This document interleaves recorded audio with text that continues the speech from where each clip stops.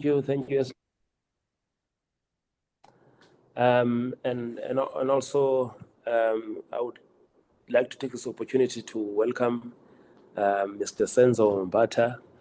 I think we all know him, one of the most experienced football administrators in the country, well traveled from Amatax to Bay United to the PSL to Orlando Pirates to being a deputy competitions manager for the 2010 World Cup, CEO of Simba and also Yanga in Tanzania, general manager at Platinum Stars. I think the CV is just like that. And I think as we are engulfed by a number of issues on the administrative side of the game, it's important that we go to people like him who will help us to navigate the space so that our reporting is accurate and also maybe we even get some updates as well. As you would know that, especially when it comes to issues around club licensing and all these things, and these are things that he's dealt with from Orlando Pirates side and Yanga and also Simba as well, and even Platinum Stars when they played in the CAF Confed. So we must also say that currently, I know that he's got his Meza international group that works more with logistics, helping teams to reach their next destinations and also make things easy when they compete in continental tournaments. You saw the smooth ride of Orlando Pirates last season in the CAF Champions League. So I think those are some of the things as we navigate. In fact, we continue with this interview. We can go on and on about. But I know that the big elephant in the room is the issue of 3 points. And I've seen an interview where the SAFA president is saying the matter is now water under the bridge. But I will leave it to the forum here to discuss that and all the other things. And also know that there are challenges with the current under 17 team with registrations for the World Cup as well. So I think on my side, Mr. Mbatha, we welcome you on this SAFCHA platform. Definitely the first, but not the last time. We'll keep on coming back to you, especially maybe also on your next big assignment besides Meza. But for now, allow the SG to continue with the engagement with the SAFCHA members here. Please bear with me. I'm conducting another interview, but I felt I must come and welcome you. Thank you, colleagues. Thank you, Chairman. I don't think Mr. Mbatha is going to receive any more glowing introductions than what the Chairman has set out right now. And I think, it sets the tone nicely for us, Senzo, given your experience, both from a domestic point of view here in South Africa and the PSL and just around the continent as well. Yes, our country has made it to the World Cup, but constantly, just maybe from your point of view, as then I will open up to the members to make use of the platform. Just some of the things that you've been busy with, and just how crucial have you've seen how crucial it is to get these things right, on the administration level.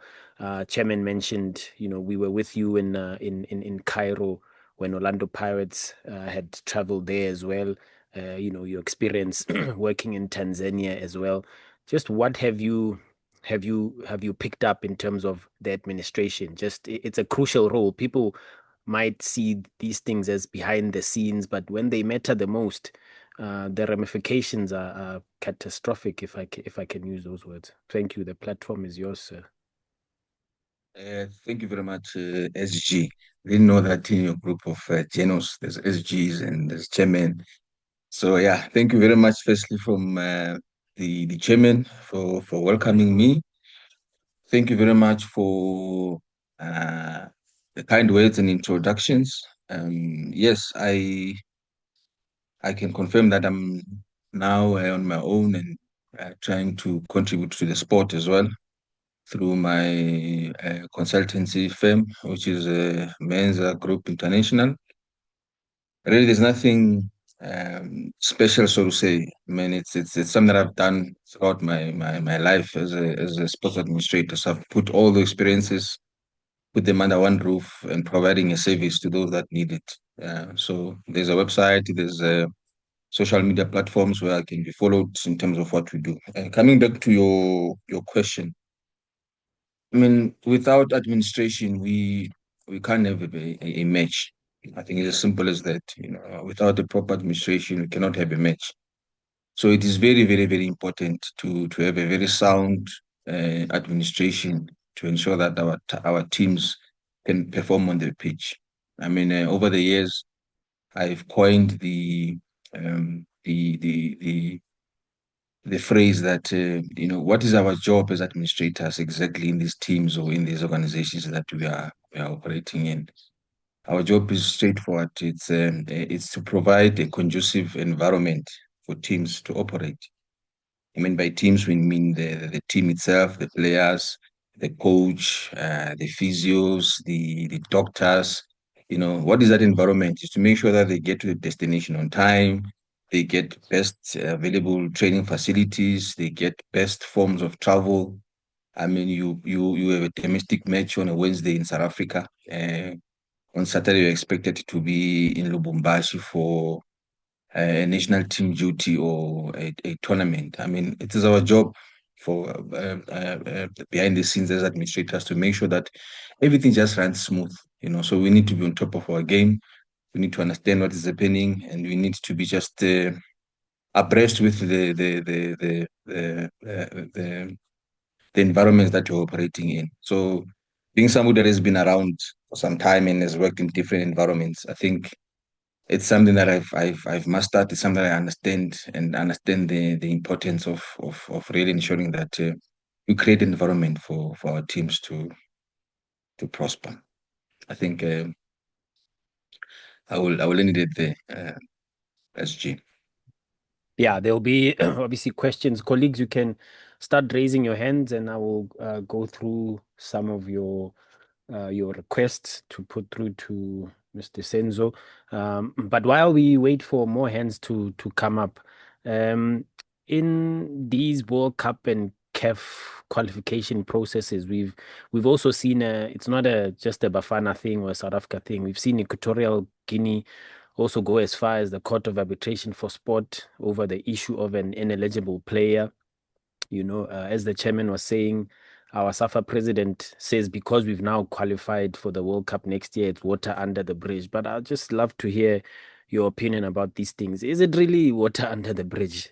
Because who's to say, what should be the processes with these types of things? I'm not trying to say who should take the blame, who should be thrown under the bus. But as we are discussing from an administration point of view as well, it seems like it's something that's plaguing our federations and our football. Even though on the other side we are beginning to host amazing tournaments like the Africa Cup of Nations, the WAFCON. The spectacles are amazing as you would have seen over the last couple of years, but the administration blunders are seriously a dark cloud. I think the comment from the president, he said is bridge is water under the bridge. I think one needs to take a cue from that. From SAFA point of view, that's how they view the matter, and that's how they want to resolve the matter. I don't think that one can comment any further other than taking what the president has said. But when we talk administration in general, and really how do we curb these occurrences from happening? Firstly, one would wonder if you know colleagues in different spaces, different clubs. They know that there's things called operational meetings.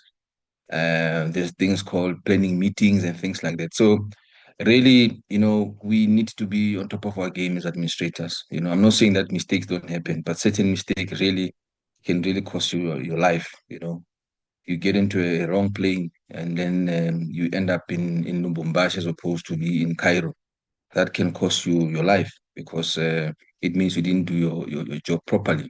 So coming back to the issue of, yellow card and preparing for tournaments, I think it's just a straightforward operation, SG. I mean, if we know that we've got a tournament that starts in 2022 and will end in 2026, I mean, throughout the tournament, there are certain responsibilities that are apportioned to different individuals in the team. To be specific, talking about the issues of cards, that is a direct responsibility of the team manager. Maybe the team manager must have missed it somehow. Let's assume because there was a World Cup qualifiers taking place simultaneously, there was also AFCON qualifiers taking place. So maybe we might miss it there. But ordinarily, what happens is that before the start of the tournament, or rather of the particular match, the technical team will meet and go through their own reports and share their preparedness for the match, and that will also mean that the team manager will also be part of the meeting. He would also advise in terms of how the team is going to travel, where is it going to stay, for how long, and what are the logistics of the travel. And what is discussed as well is players that have been called up, if all those players are in camp, and of those that are in camp, how many of them have got cards, how many of them can participate. Actually, even the cards is discussed before you even call them up, because you would know that I can't have Senzo in the team because he's already suspended for the coming match. So I would look for an alternative. So these things are part of the operations that you do when you're preparing for your tournament. So how we've missed it, I still don't know. But I don't think that one will dwell into the point here, 3 points of or the dated 3 points by FIFA, because the president has said that it's water under the bridge. We're focusing on the AFCON and the World Cup, which is in front of us. But really, it's something that should have been picked up. I mean, and also just maybe to belabor the point, even if there were murmurings around the issue of three cards, the suspension of Mokoena. I mean, as an administrator, as a leader of organization, really you have to step up a little bit and try and investigate further to say, but there can't be this noise for no reason. You call in your performance analysts into the room, you call your team manager, you call your statisticians, to say, guys, we've played 7 matches. Can you please check if this thing that has been said is true? If FIFA is not sending you cards, what are records saying? Let's watch all the matches that we've played. Let's go to the reports of the previous matches, if this card was picked up or not, so that you go to the match being sure that indeed we don't have to worry about the card because Mugwena is available to play. So I just think that there was a lack actually, there was a little bit of negligence in terms of managing the issue, because really even Lesotho national team representatives were saying they are going to protest, even though they didn't protest, but they were adamant that Mokoena had 3 yellow cards. So I think that it's something that maybe we took it lightly, but it should not have happened. Colleagues, I'm still monitoring your hands there. Let's go to Togozi Sidube.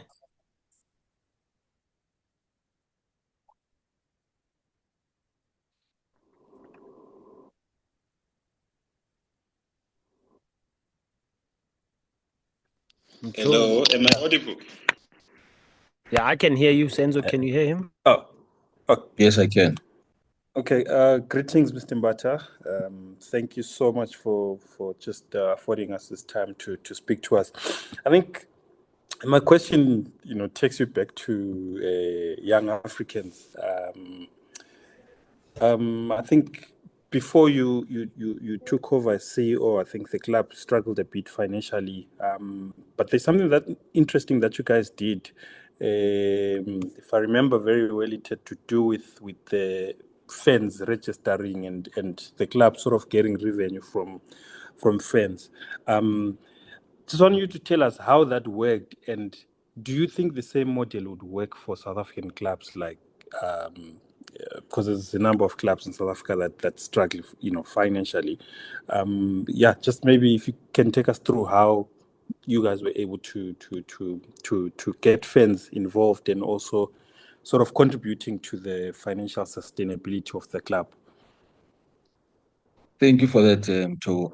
I think the difference is that in Tanzania, Simba and Yanga have got the biggest number of following, and you would recall that these clubs were member owned. So it was a committee of guys that would be elected to be executive, and then they'll run the club. The club remains the members club. So there was a huge drive to look at the ownership models of this club, to be specific at Yanga.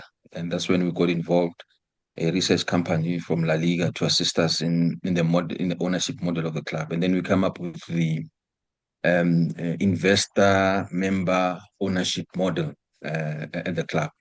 It's still not complete even today. It's a process because it takes time for people to understand. You must change the constitution. Government gets involved in terms of the ownership. Who owns more than they don't want to find their clubs being owned by people from outside and things like that. So that process, when it started, it allowed for certain things to happen. For instance, how do we monetize the fans? Because young guys with so much following, we didn't have to now start go and recruit. Already you have low hanging fruits. These people are here. So what do we do? So the research had shown me that previously they had a subscription that they did. Maybe they pay like 10 rand per member so that money is used to run the club. But that was not pushed so hard so that that money can come into the club. So we partnered with a national card company which is owned by the government. It's called N-Card. So we partnered with them and we created a club specific N-Card. The N-Card is a card that you can use to get to the bus stations. You can use it at filling stations and things like that.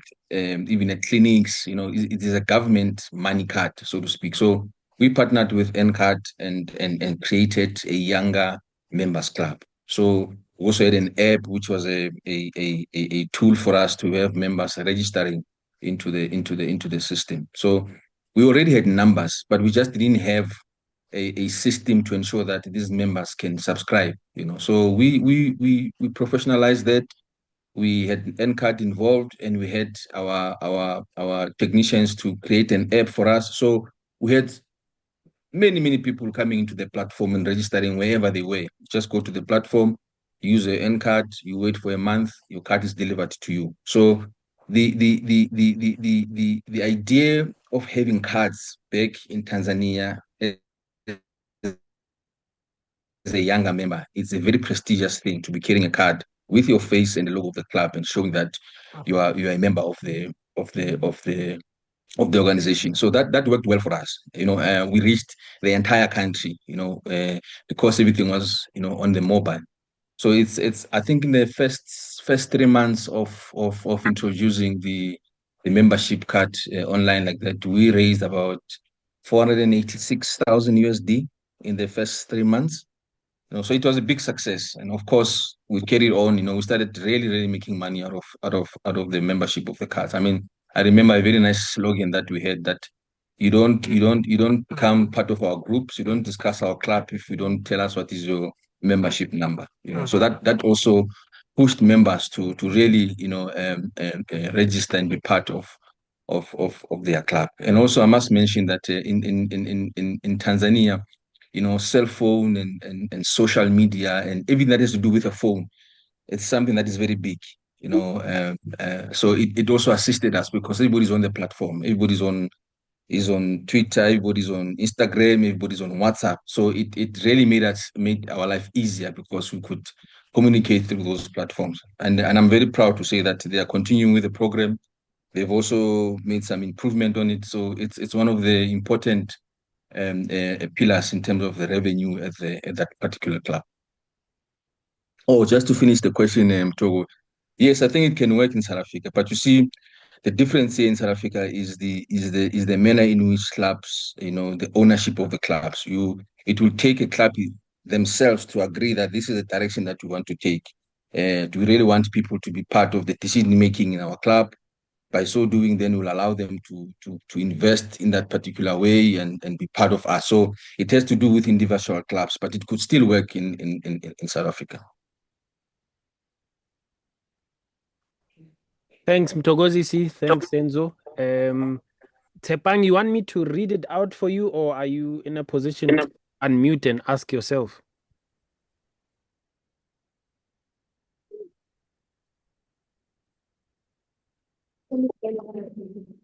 Okay, he's asking me to read it. Mr. Senzo, the next question, it's a two-part question. So I'll say both questions. You'll let me know if you forget anything, then I can repeat. Tsepang from Sokaladuma is asking, can you ask Mr. Mbatha about SA players moving to Tanzania? Can the clubs compete with salaries SA players get, and how compete with salaries SA players get, and how would moves